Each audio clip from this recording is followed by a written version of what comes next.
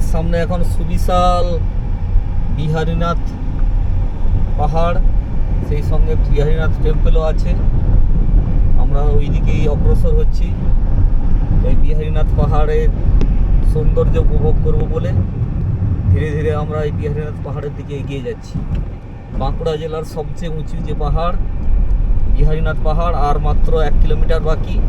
এই মাইল ফলকে দেখাচ্ছে আর 1 কিলোমিটারের মধ্যেই আমরা পৌঁছে যাব বিহারীনাথ পাহাড়ে। চলুন আমরা বিহারীনাথ পাহাড়ের দিকে এগিয়ে যাই।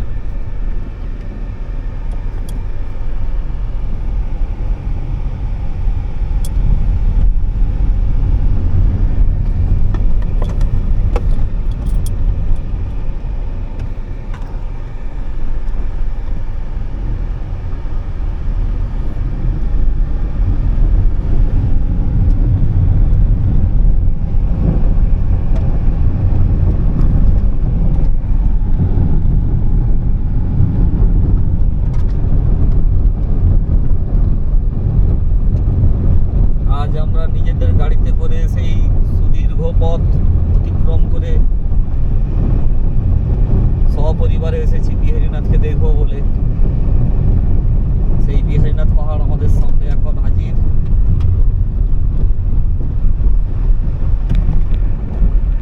অনেক দিন থেকে ইচ্ছা ছিল বিহারীনাথের রূপ দর্শন করার জন্যে, সেই দর্শন করছি আমরা এখন বিহারীনাথ পাহাড়ের রূপ।